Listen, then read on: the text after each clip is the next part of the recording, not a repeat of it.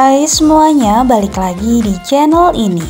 Sebelum kalian melanjutkan video ini, jangan lupa untuk tekan tombol like, komen, subscribe, dan juga share video ini ke teman-teman kalian. Pada penghujung tahun 1947, tepatnya pada 3 November, Soekarno selesai menulis kata pendahuluan di Istana Kepresidenan Republik Indonesia di Yogyakarta. Pengantar ini rencananya akan dimasukkan dalam halaman mukadimah karya penanya.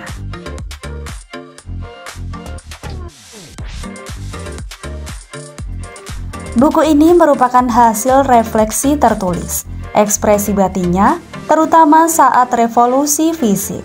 Tanpa pikir panjang, Soekarno membubuhkan judul Sarinah, Kewajiban Wanita dalam Perjuangan Republik Indonesia.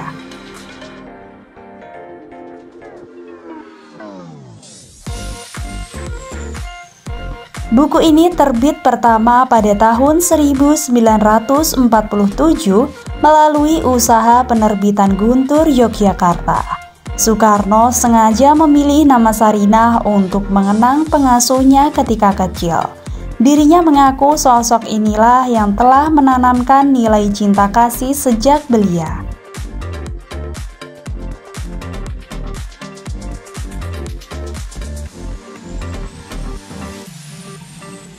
Dari Mbok Sarinah, saya mendapat pelajaran mencintai orang kecil. Dia orang kecil, tetapi jiwanya selalu besar. Sarinah adalah satu nama biasa. Dia orang yang paling besar pengaruhnya dalam hidupku, tulis Soekarno dalam buku biografinya yang ditulis Cindy Adams, Soekarno Penyambung Lidah Rakyat Indonesia.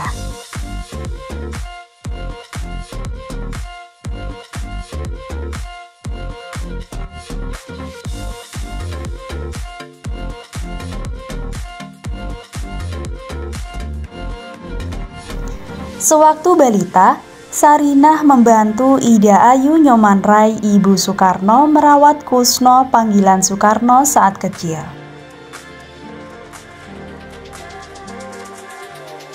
Setiap pagi, Sarinah menanamkan ajaran cinta kasih di sebuah gubuk kecil. Soekarno kecil duduk di samping Sarinah yang sedang memasak.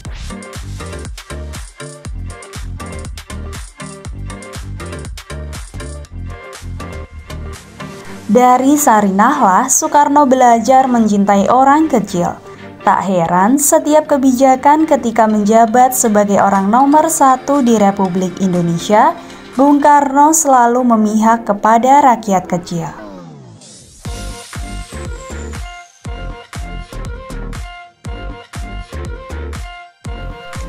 Gagasan yang dituangkan dalam Sarinah ini memiliki kaitan dengan artikelnya untuk menyambut Kongres Hari Ibu yang terselenggara pada 22 Desember. Saat itu kaitannya adalah mengenai keadaan perempuan di Hindia Belanda yang terbelakang.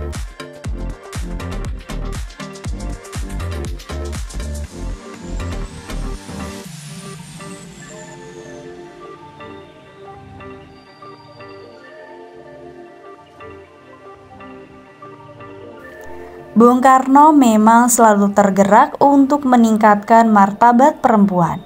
Pada masa-masa itu, ketika umur Indonesia masih seumur jagung, perempuan masih diposisikan sebagai taman belakang yang hanya mengurusi dapur dan kamar.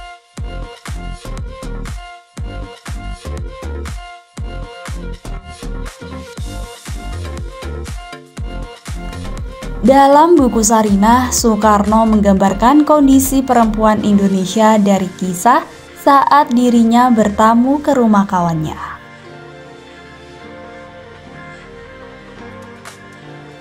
Ketika sedang di jamu tersebut, Soekarno tidak melihat sosok Nyonya Rumah.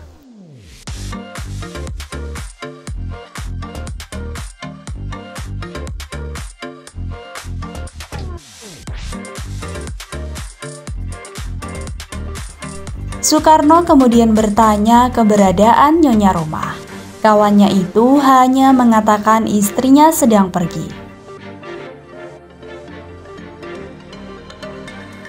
Tentunya itu bohong. Soekarno yang duduk berhadapan kain tabir yang tergantung di pintu melihat mata seorang perempuan.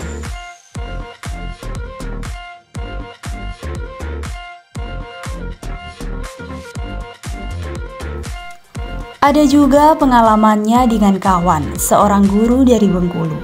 Kawannya itu memiliki istri yang dirinya cintai benar. Tetapi karena rasa cinta ini, kawannya itu tidak mengizinkan istrinya keluar rumah.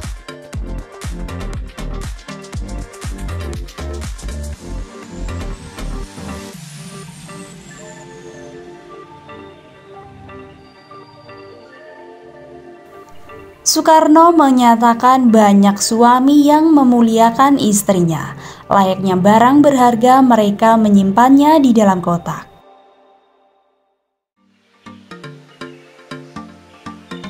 Hal ini, kata Bung Karno, bukan sebuah bentuk hinaan, tetapi justru bentuk menjaga dan memuliakannya.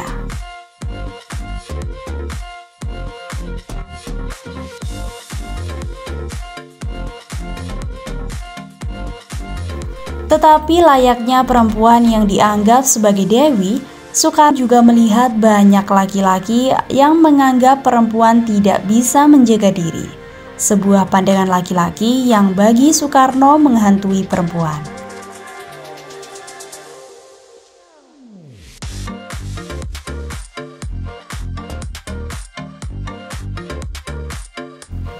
Suatu blasteran antara seorang dewi dan seorang tolol.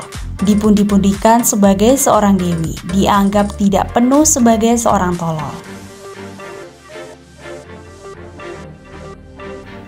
Bung Karno menyebut penindasan terhadap perempuan terjadi sejak revolusi yang dilakukan oleh laki-laki.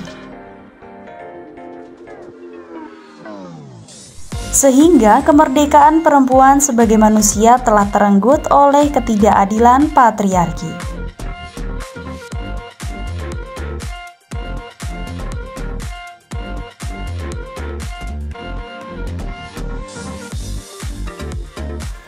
Dalam buku Sarinah, Bung Karno mencoba menjelaskan perubahan sosial yang berdampak kepada relasi antara perempuan dan laki-laki. Periodisasi ini bermula ketika manusia masih hidup dalam fase berburu, bercocok tanam, perdagangan hingga industri.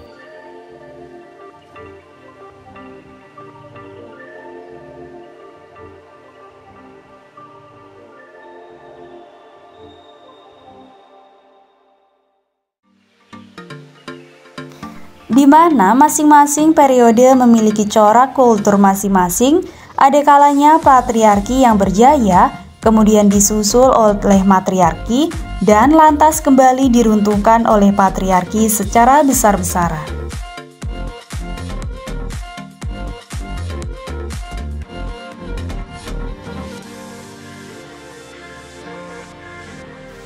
Pada periode pertama, 100% peran perempuan ada di wilayah domestik. Tugasnya ada di tempat tinggal karena alasan reproduksi. Tidak mungkin mereka keluar berburu hewan. Tidak mungkin berlarian berburu sedangkan dia membawa anak kecil.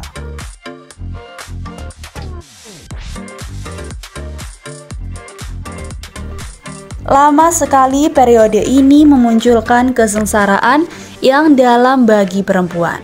Perempuan dalam rentang waktu yang lama tersubordinasi di bawah superioritas laki-laki. Namun lambat laun datanglah perubahan, tulis Soekarno.